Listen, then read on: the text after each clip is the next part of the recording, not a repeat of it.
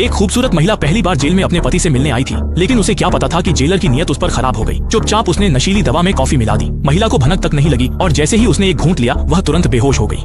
Jailer ने यह देखकर खुशी से झूम उठा और तुरंत आगे बढ़कर महिला की कमीज के बटन खोलने लगा। 2.5 सेकंड बाद भी असंतुष्ट जेलर ने मोबाइल निकालकर ढेर सारी तस्वीरें ली। उसने अपने आदमियों को आदेश दिया कि महिला के पति को भी वहां लाया जाए ताकि वह उसे अपमानित कर सके। जैसे ही कड़ा आदमी ने अपनी पत्नी के साथ हो रहे अत्याचार को देखा, वह तुरंत आपा खो बैठा। लेकिन जेलर ने हदें पार करते हुए उसके सामने ही दोबारा महिला के साथ जबरदस्ती करने की कोशिश की। सहन न कर पाने वाला कड़ा आदमी जैसे ही विरोध करने गया, एक जेल प्रहरी ने उसके सिर पर डंडा मारकर उसे बेहोश कर दिया और वह उस दरिंदे की मनमानी का शिकार बनता रहा। जेलर ने न सिर्फ उसकी पत्नी का अपमान किया बल्कि बाद में उसे एक शीर्ष क्लब को बेच भी दिया।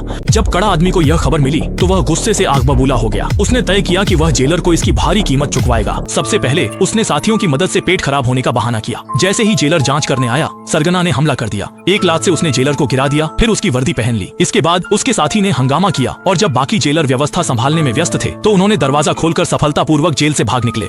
कप्तान ने तुरंत ये खबर जेल अधीक्षक को दी और सड़कों को सील करने के लिए पुलिस बल भेजने का अनुरोध किया। लेकिन जेल अधीक्षक ने उसे बताया कि इस बात को उजागर मत करो, क्योंकि उच्च अधिकारी जल्द ही जेल का निरीक्षण करने वाले हैं। अगर इस समय कोई नकारात्मक खबर सामने आई तो वह भी इसमें फंस जाएगा। लेकिन भागे हुए कैदी को पकड़ने के लिए जेल अधीक्षक ने एक और माफिया सरगना को रिहा कर दिया। उसने आजादी को सौदेबाजी का जरिया बनाकर सांबियाओ से कैदी को मारने के लिए कहा। इसी दौरान कियांग भाई ने पूछताछ के बाद अपनी प्रेमिका का पता लगा लिया। संकेतों के आधार पर वह तुरंत सांबियाओ के अड्डे पर पहुंच गया, लेकिन वहां उसे गिरोह के गुंडों ने रोक लिया। अपनी प्रेमिका को बचाने के लिए कियांग भाई ने पूरी ताकत झोंक दी और कुछ ही मिनटों में उन गुंडों को जमीन पर गिरा दिया।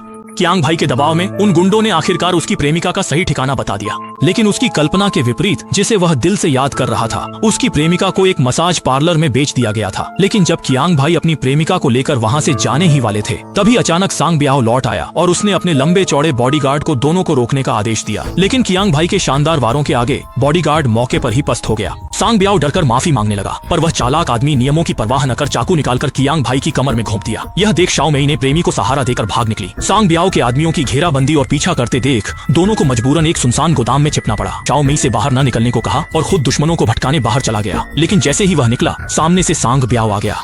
दोनों ने बिना कोई बात किए तुरंत ही जानलेवा लड़ाई शुरू कर दी। दोनों थककर जमीन पर लेट गए।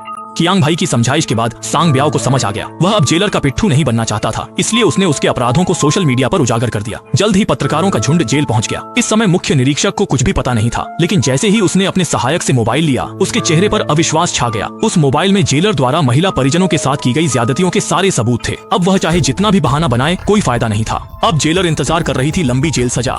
फिल्म के अंत में क्यांगी और सांगब्यू भी जेल लौटकर आत्मसमर्पण कर देते हैं और दोनों अच्छे दोस्त बन जाते हैं, जो एक दूसरे से हर बात साझा करते हैं। इसके बाद वे जेल में निश्चिंत और खुशहाल जीवन बिताने लगते हैं। यहीं पर फिल्म समाप्त होती है। अगली बार फिर मिलेंगे।